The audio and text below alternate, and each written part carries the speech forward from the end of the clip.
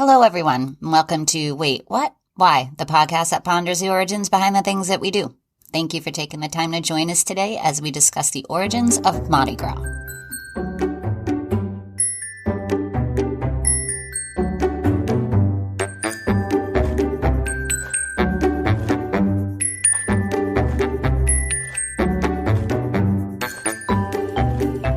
I'm Nicole Gallagher. And I'm Dennis Gallagher. And welcome back. How you doing? I'm doing pretty good. How you doing this morning? I'm doing good. Good. Excellent. We're mixing it up today and recording ourselves over a cup of coffee, so have a cup of coffee with us if it's that time of day. And hopefully it works out and we're not too sleepy still to get words out. That's right. Well, we can still talk. The pipes may not be what they should be, but we can still talk. Right. The shop is attack. Yeah, I don't know about me. I don't know about that.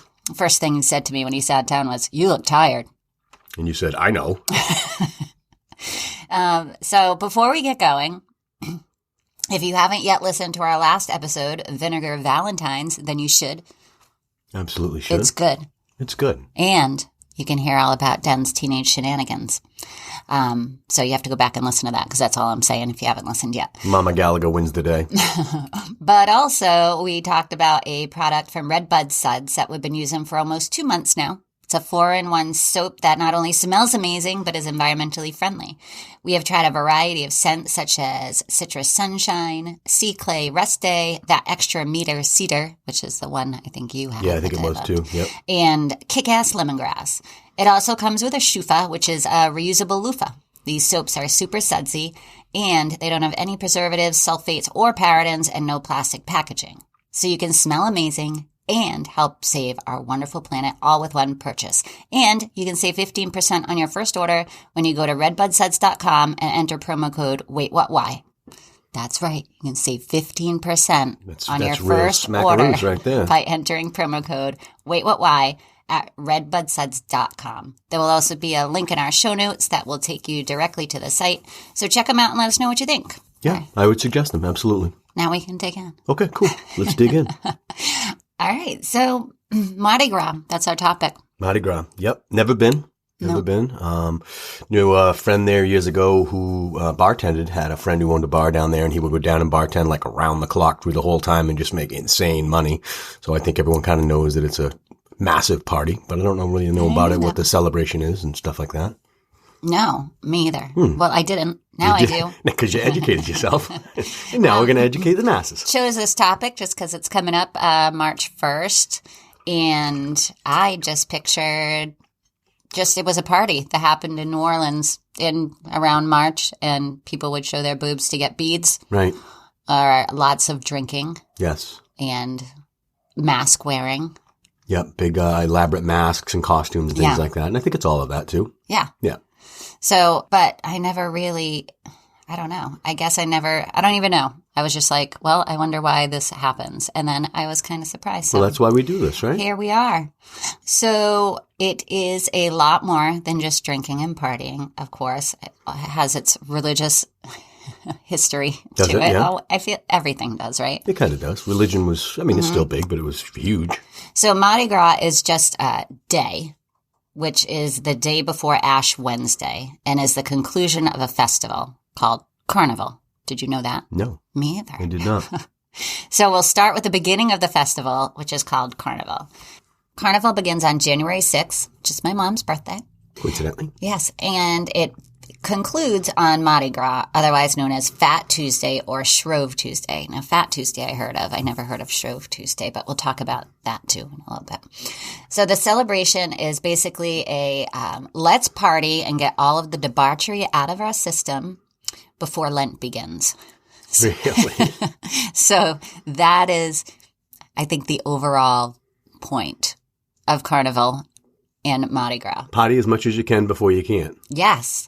All right. All right. So for our listeners that don't know what Lent is, it's a 40-day season of prayer and fasting for some Christian religions, including Roman Catholics, Lutherans, and others.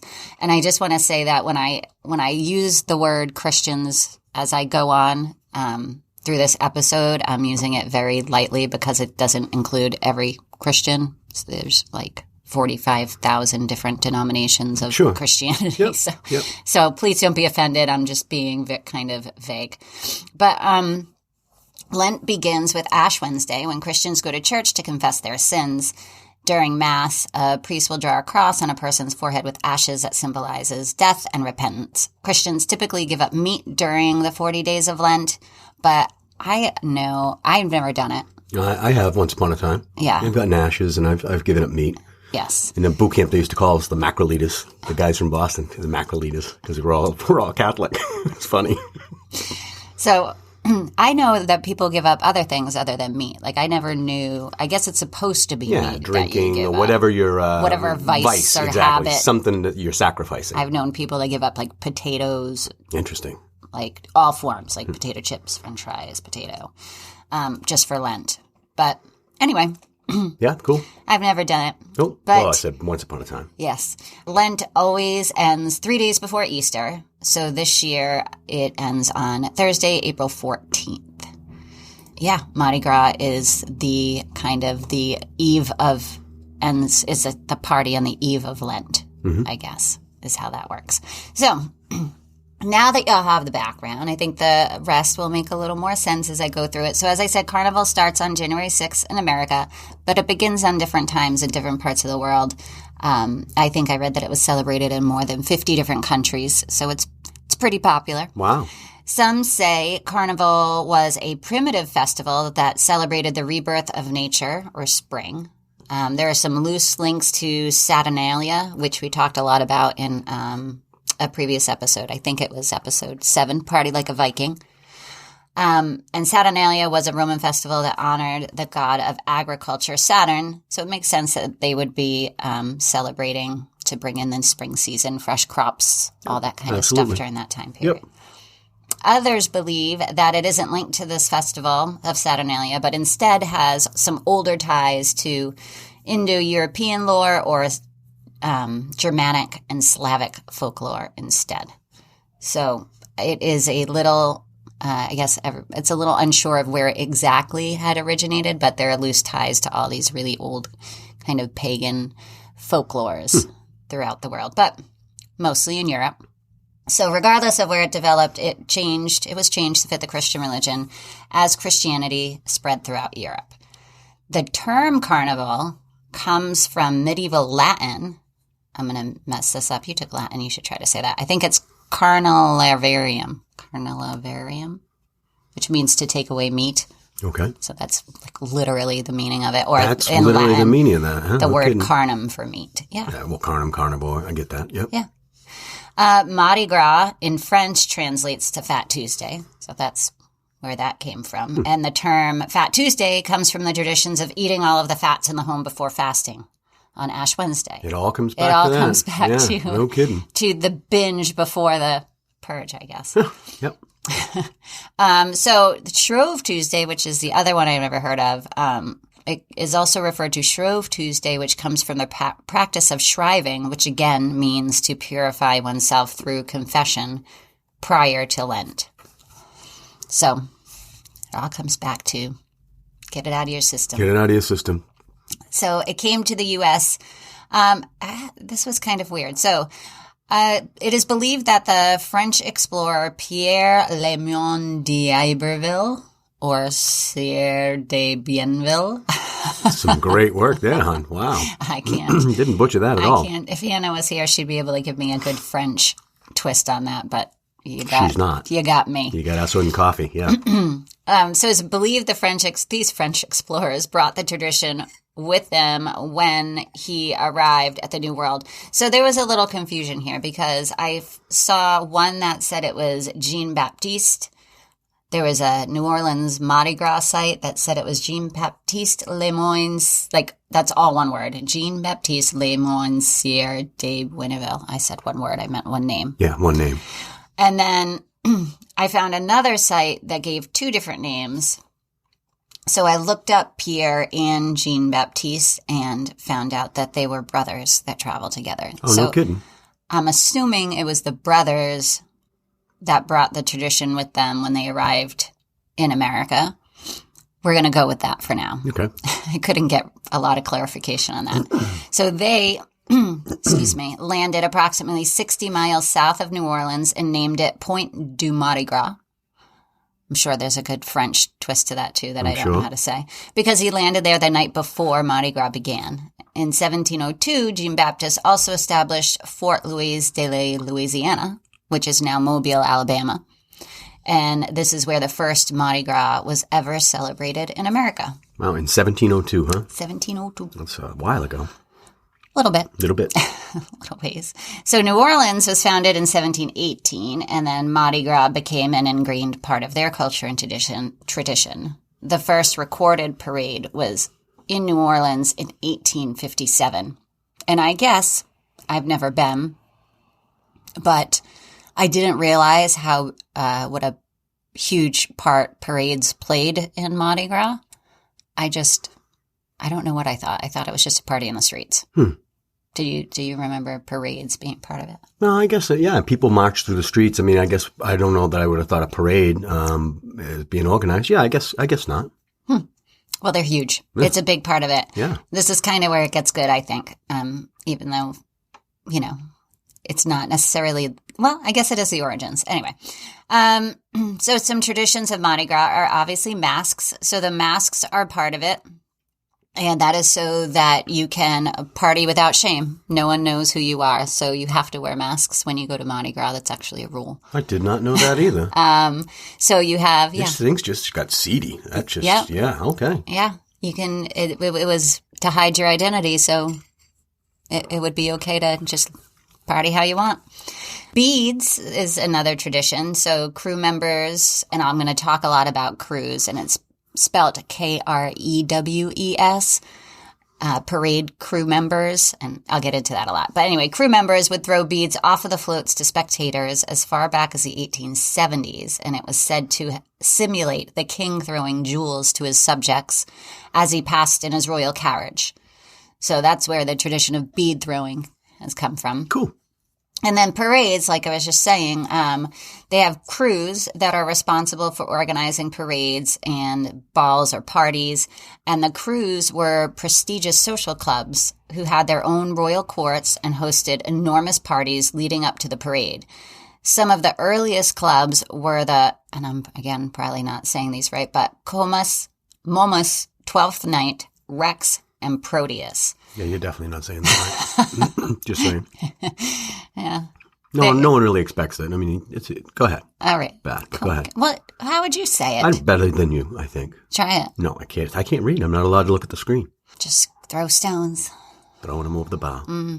These clubs were extremely exclusive, and to the point where in 1991, a bill was passed in New Orleans to make these clubs more inclusive, and then the crew, Comus, refused to integrate their social club, and it fell apart.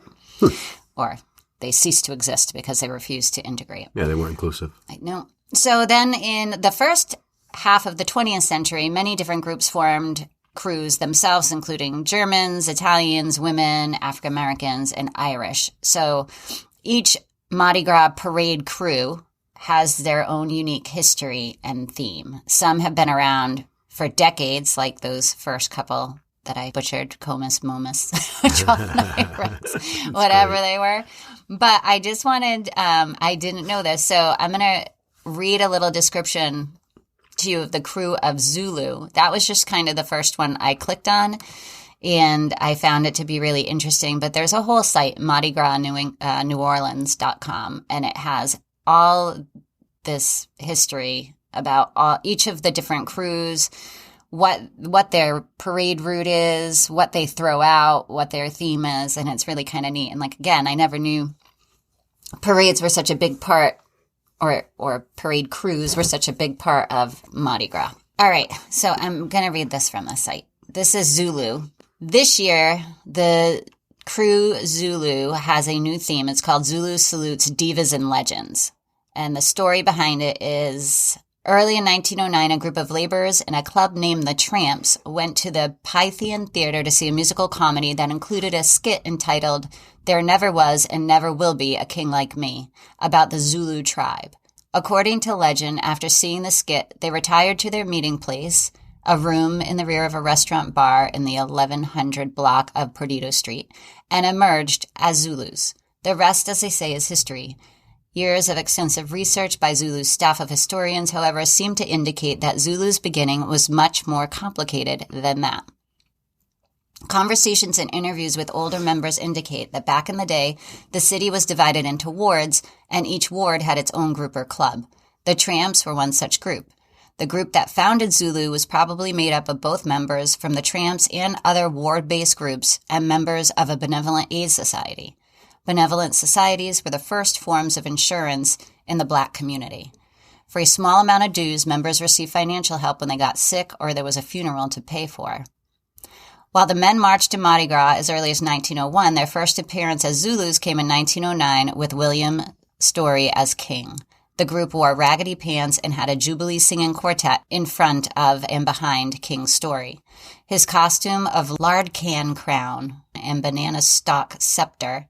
Sorry. Oh, that sounds horrible. Whatever that is. His costume sounds just downright nasty. Of lard can crown and banana stalk scepter has been well documented. The kings following William's Story in the early days was similarly attired. The year 1915 heralded the first use of floats constructed on a spring wagon using dry good boxes. The float was decorated with palmetto leaves and moss and carried 4 dukes along with the king. That humble beginning gave rise to the lavish floats we see in the Zulu parade today. Today, Zulu is famous for their coconut throw. Quite possibly the most coveted throw in all of Mardi Gras. Zulu's honor god is called the Soulful Warriors, and they have characters including Big Shot, Witch Doctor, Ambassador, Mayor, Province Prince, Governor, and Mr. Big Stuff. The most famous crew of Zulu king was Louis Armstrong, who reigned in 1949. You're kidding me. That's awesome. Louis Armstrong was the king of it, huh? Wow. Yeah. So these crews announce their own kings, and sometimes that night of Mardi Gras. So this one, I thought it was neat because Zulu they throw coconuts where Seems dangerous.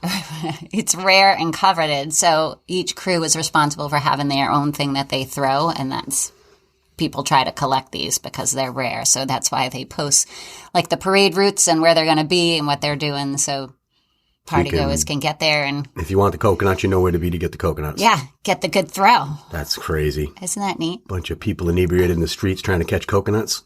Seems like a problem. I don't know. It's crazy. I bet you the first responders are busy down there when this is going on. Yeah. So another thing that I found interesting is there was like a FAQ part on that website, and one of the questions was, is there an official Mardi Gras? And the answer was no. Mardi Gras is a holiday, just like Christmas and Easter. It belongs to everyone. There aren't claims, like don't believe any claims who offer official Mardi Gras merchandise. There's no such thing as official Mardi Gras merchandise. It is what it is. Interesting. Like it can't be copyrighted or something like that? Right. Using official is just a way for them to sell their products to people who don't know any better. Sure. So the colors of Mardi Gras are purple, green, and gold. That makes sense. They have a history to it. Why does that make sense? Because, well, we actually went to New Orleans recently, you and I. We haven't touched on that yet, and we saw it everywhere. So There's definitely prominent colors down there. Oh, okay. I didn't mean to let the cat out of the bag if we were talking about it later. No, you didn't. No, that's just, fine. a couple months ago, we went down to New Orleans, had never been there before, so did the Bourbon Street and all that stuff, and actually got a pretty good taste of the city, I think, in the time we were there. But yeah, those colors are everywhere. They're definitely prominent. So go ahead, give us some oranges. No, that's all right. Origins. I was just thinking. Even the mask, you think about like all the masks you saw, and those colors figure prominently in those masks. Yeah, they do. Sure, yeah. And they have a reason behind that. It was the crew of Rex, which was one of the original parade crews, that chose those colors in 1872. So been around a long time. Purple represents justice, green represents faith, and gold represents power. And so those are the colors. Green represents faith, huh? That's interesting. Yeah. Well, it all has to do with, right? Christianity. It seems like it all boils back down to that somehow, doesn't it? I feel like a lot of the things that we talk about 100%. All go back to religion. 100%. Figures prominently for sure. So some traditions, like I said, the king's cake is a tradition. It's a cross between a French pastry and a coffee cake. topped with frosting and Mardi Gras colors. They had a bunch. We're not big dessert people, but No. when we were there, they did have a... Yeah, I don't recall seeing like a king's cake or something. it's but like I a said, we weren't braided- looking necessarily. I saw something where it said it was like it was king cake is circular or braided to resemble a crown. King cake gets its name from the 3 kings who visited baby Jesus after the nativity. Oh, Each year, about 500,000 king cakes are sold during carnival season. Most of them have like a vanilla cinnamon flavor. 500,000 cakes is quite a bit. Wow. It's a lot of cakes. It is. And I found 2 traditions. One was a little baby that represented Jesus is baked into the cake. And the person who gets the slice with the baby in it needs to provide the king's cake for the next event. That was one tradition. And then in France, I read, and I like this one a lot better, it's a coin that's baked into the cake, and whoever gets the slice with the coin in it is crowned king for a night. And they get a broken tooth. Yes. Probably. Hopefully. Right? Well, I would imagine if you're eating king's cake, you'd know to Look watch for the out coin and go the, easy. Yeah. I don't know or that I would the know little that. baby. I'd break a tooth. King looked like a hockey player. Masks.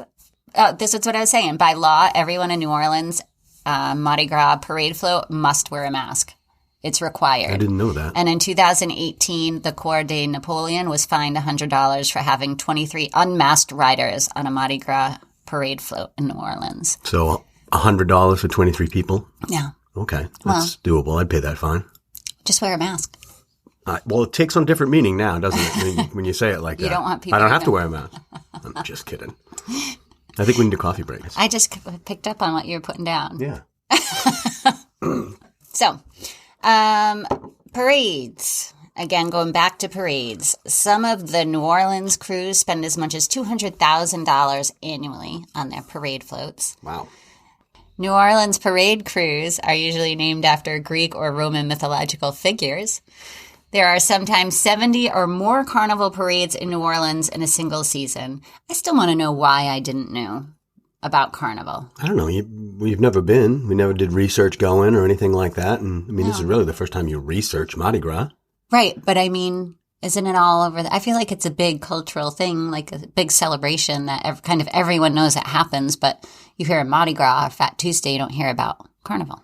Yeah, that's fair. But I mean, again, I didn't really know all the nuances. I didn't know much beyond beads. I didn't know masks were mandatory. I mean, there's lots of stuff that I personally didn't know. So I'm not surprised people didn't know. Well, I know if you didn't know, then You don't nobody know. knew, Right. 100%. There 100%. are more family-friendly Mardi Gras celebrations, which are typically held north of the French Quarter, Away from the debauchery. which is what we found. To be much more our speed, yes. Yes. Just off Bourbon Street. Yes. Yes. Bourbon Street was A little for the young. little sticky. That's a great Very word. sticky. That's a great adjective. Yes. We'll leave it at that. There are Mardi Gras parades for dogs in New Orleans, Baton Rouge, and the Louisiana North Shore each year. I just thought that was a fun fact to throw in. Yeah, and a little silly, but yeah. Oh, the crew of Bacchus is one of the parade crews. One of the most popular New Orleans Mardi Gras parades is thrown by the crew of Bacchus. They have a celebrity dress up as a Roman god, the Roman god of wine each year to lead their parade.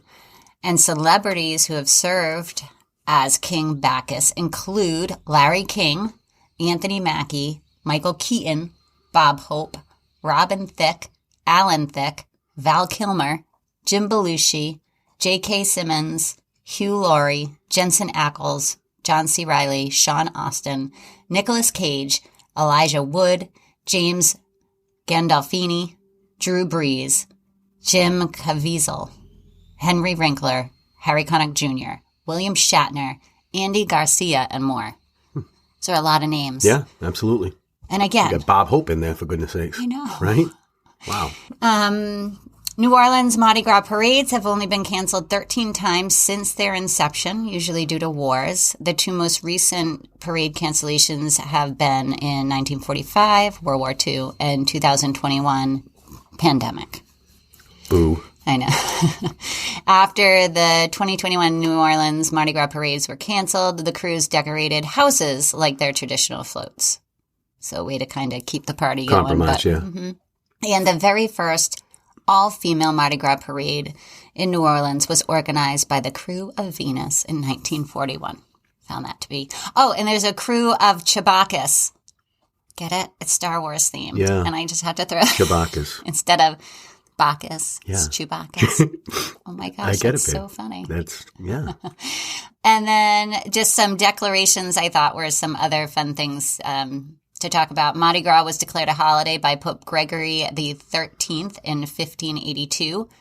Fat Tuesday was declared a Louisiana state holiday in 1875. It's a state holiday. Yes. Get that, huh? Yeah. Jeez. Alabama and Florida also have state holidays for Mardi Gras.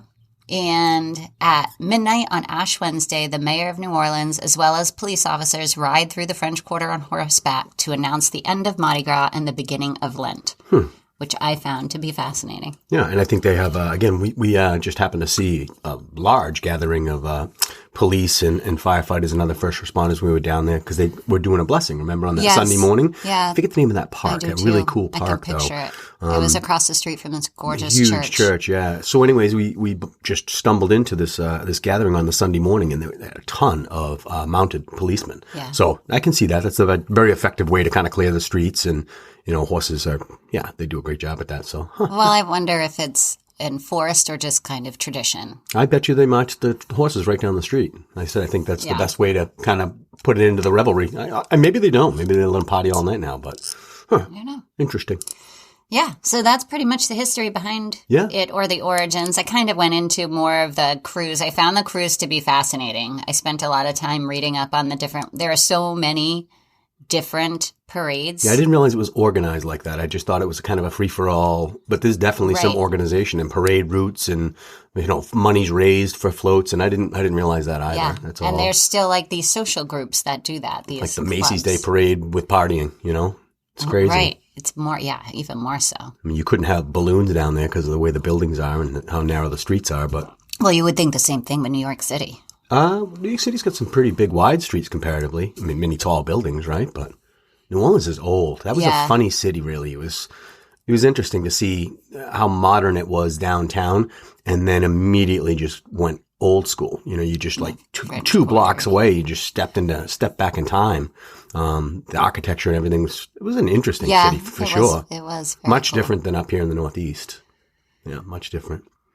So I would encourage people to go down and check it out. Anyways, we had fun on, again, not necessarily Mardi Gras, but the city itself and the kind of the culture. But maybe one of these days, Mardi Gras. Yeah. You and I'd probably do it from one block away, though. Yeah, you know what? I don't know that I would appreciate Mardi Gras It's a little bit more of a younger, as I would have. You know, same thing with Bourbon Street. Like, we had to go to Bourbon Street because you don't go to New Orleans and pass up on Bourbon Street. But once you were outside of it, it was just beautiful. We went into all these little shops and all these, we found some really cool. Oh, yeah, nooks and crannies everywhere, little pubs and all types of very cool stuff. We had some great meals down there. And then coming back on Bourbon Street one night, some guy squirted shoe shine stuff on my boots without asking, remember? Yeah. Yeah, and just like shoe shine my boots. He got you. Pretty intrusive, actually. Pretty intrusive. That's the first time that's happened to me. Someone just squirts stuff on your boots when you're walking down the road. But yeah. So anyways, I paid that guy so we could get out of there. That was really funny. It was a little bit frightening, yeah. Yeah, so I've been trying, leading up to airing of this episode, which is episode 13, lucky number 13. Lucky number 13. I was trying to post on our Instagram a story asking people if they've ever been to Mardi Gras and what their experiences were, but for some reason, it's just not posting. It's just spinning, telling me it's going to post for like 3 days now. You're kidding me. No. So if you're listening and you have been to Mardi Gras and, good times, bad times, we want to know, we want to hear about it. Sure. We want to know what happened and send pictures. Points of interest or any particular parade crew. Did you, what did you learn or what did you know going into it? Right. I guess. Right. Because I didn't know any of this. So I found it to be fascinating. Very interesting. As always. Cool. And we want to hear from you, our listening audience, about what you want to hear about. Wow. Yeah, really. Very articulate this morning, honey. Maybe we shouldn't record over coffee. Well, we tried. Right? We want to hear from you. Let us know the things that you want to want us to dig into and find the origins of. I always have my own little ideas, but it would be nice to hear from our listeners and, be a little more interactive with you. I also wanted to give a shout out to Mr. Coward, who I think has a birthday coming up. Oh, that's right. Or right around here at some point. That's right. And we were told he's a faithful listener, so thank you, Appreciate Mr. Coward. that very Happy much. birthday. Happy birthday. And I think that'll do it for today. Okay. All right, so reach out to us on social media. Our handle on Instagram, Twitter, and Facebook is Wait What Why Pod, and you can always email us at waitwhatwhypod@gmail.com. You can also help support our podcast by rating, leaving a review on any of the podcast directories, or becoming a patron. If you go to any of our social media sites, you can click on the link in the bio. You can become a patron of Wait What Why. There are a lot of little benefits to doing this, including some cool Wait What Why swag. And as always, we'd like to thank Francis for our podcast artwork and all of you listeners for your continued support. Happy Mardi Gras. Happy Mardi Gras. Thank you. Thank you, Francis. Yes. Yeah, shout out. Ooh. Bye, guys. Bye.